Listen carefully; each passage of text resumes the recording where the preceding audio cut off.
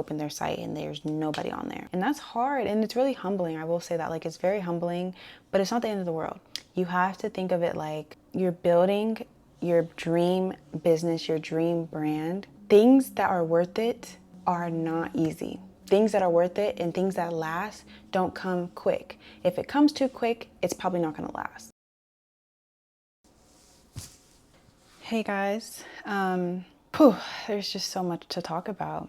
This is kind of gonna be like a brand talk, clothing brand, entrepreneurial talk, and just kind of my thought process that I've been going through the last couple months, honestly. I feel like as a female brand owner, there's not a lot of women in this space, small business wise, and there's just so much to unpack. I don't think a lot of people talk about what it is like running a six-figure business, especially being a woman. There's like a different, I guess, it's different because you don't see a lot of women in the space that you're in. So it's, you know, it's pretty male dominated, but there's a lot that goes with it, y'all. Like, it's not all peaches and cream. A lot of brand owners and people in general that own businesses, they kind of just post their highlight reels. And I'm not saying they shouldn't, but there's a lot that goes into it. It's not just, oh, let me start up a business and let's just do it. Like, there's so much that goes into it that's not really said.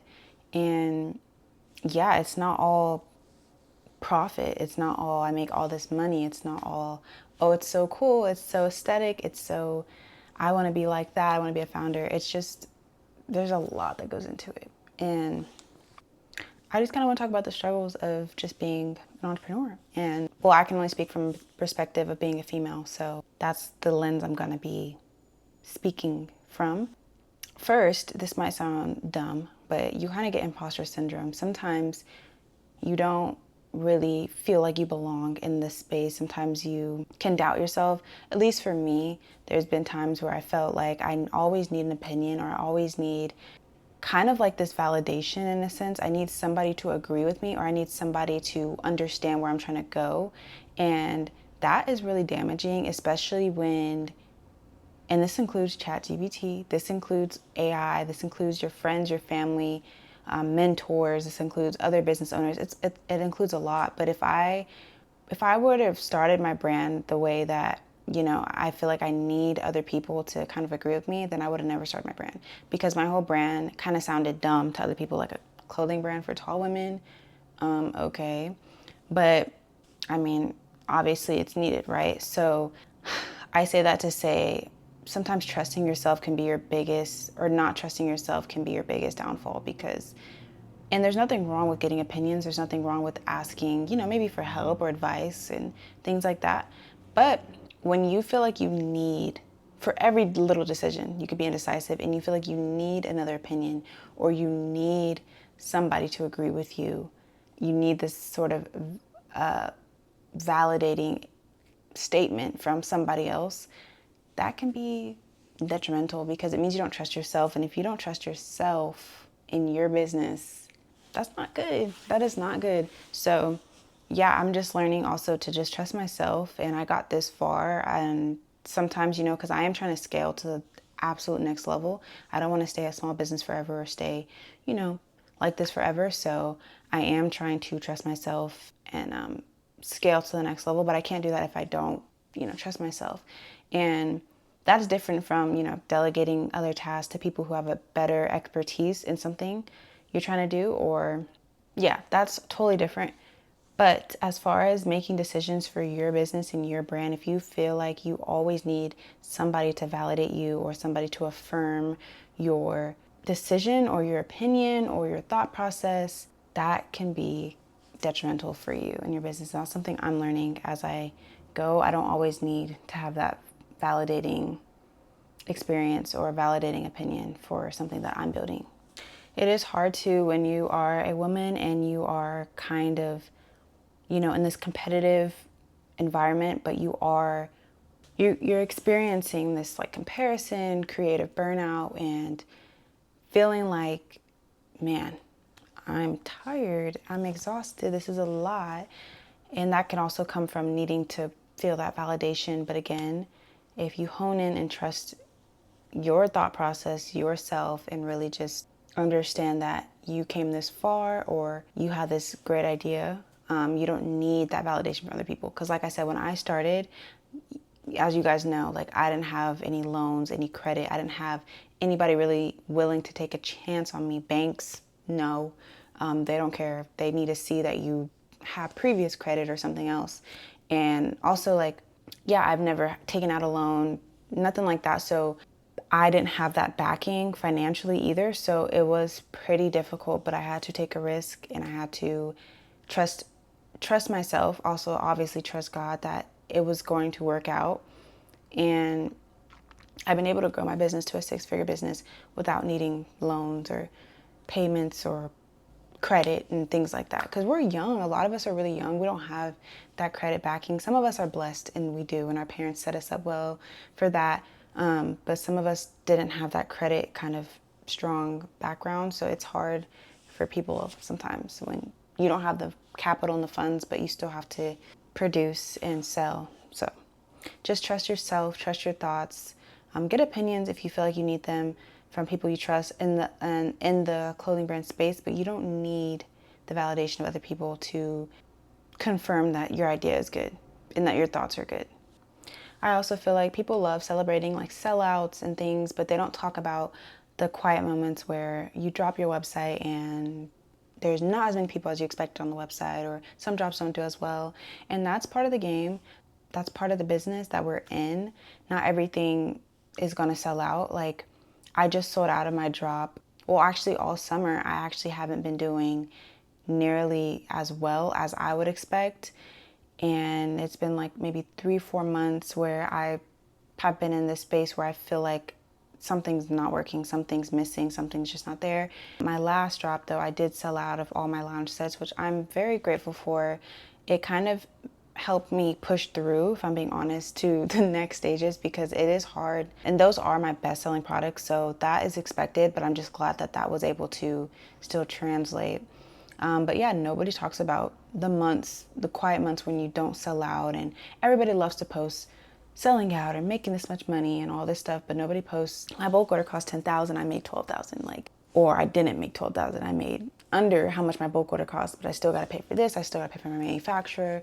There's a lot that people don't talk about that happens in closed doors. And yeah, sometimes there are seasons where, like, you don't know, like, it looks a little scary, right?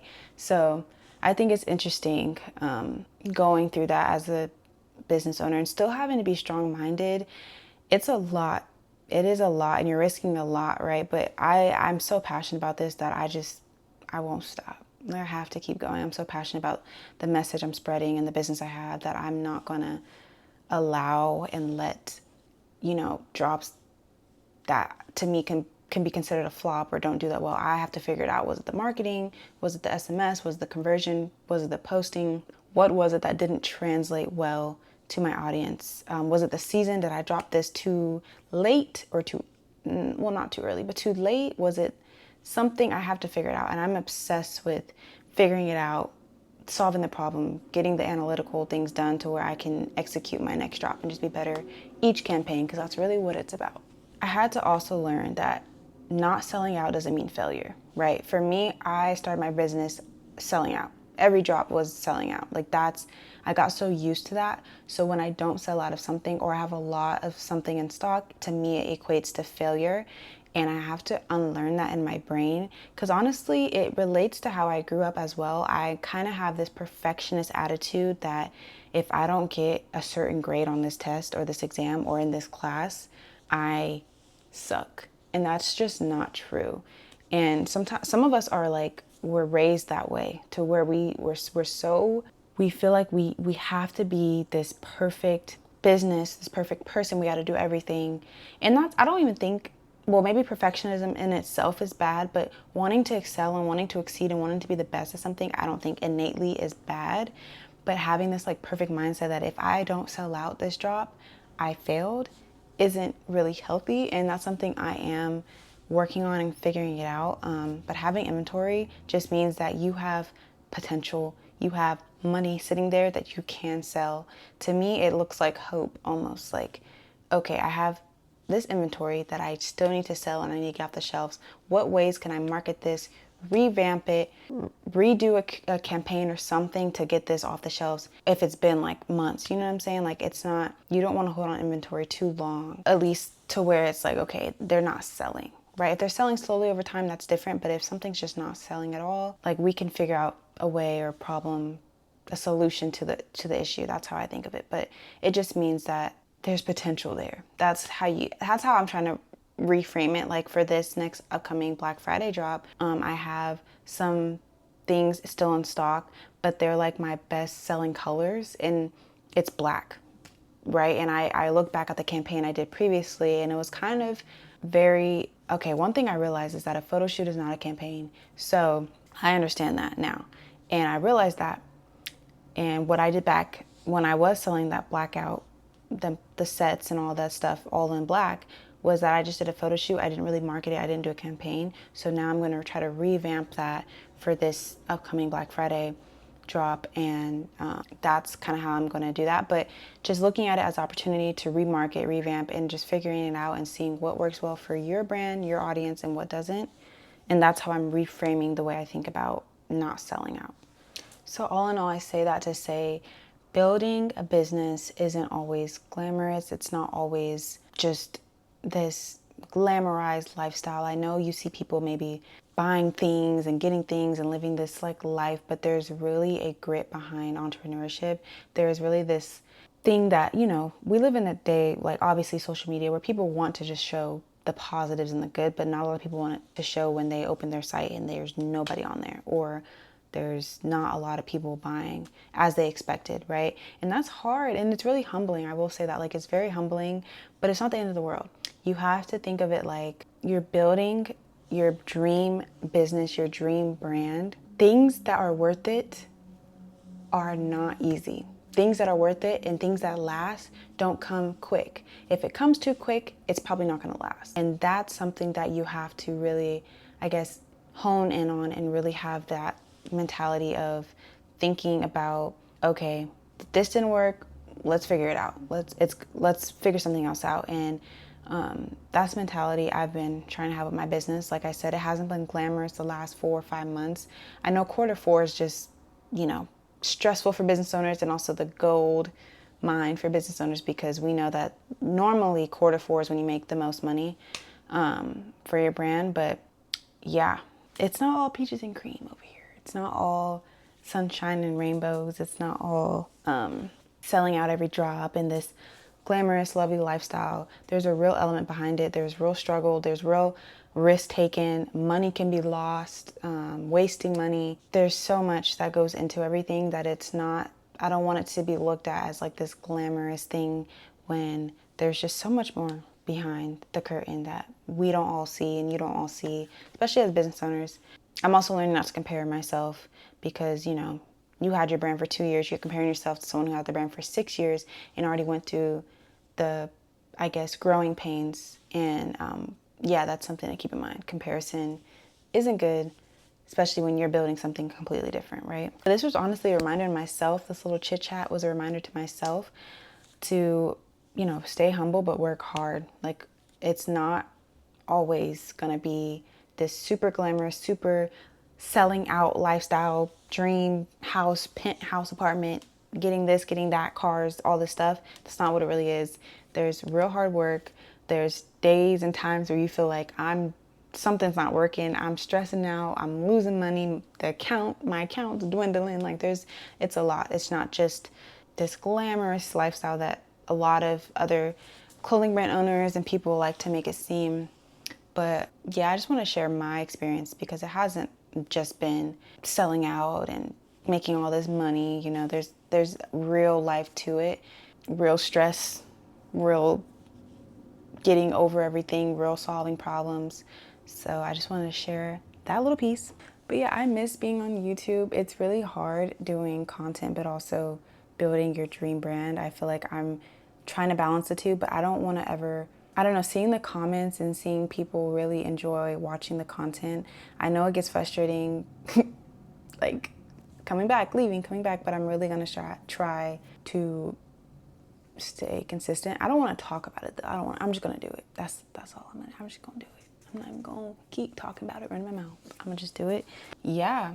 I kind of want to do another video on like Q&A or just answering questions, or more so showing the behind the scenes of my brand, because I am doing like this rebrand that I'm super excited for. I think it's a rebrand personally because it's going to be more connecting, more emotional, more storytelling, more real campaigns. I have a campaign actually coming up very soon. I'm dropping twice in November, technically. So I'm excited for that. Thank you guys for watching, and I'll see you guys in my next videos and hopefully in the comments, because I love reading y'all's comments. All right, bye.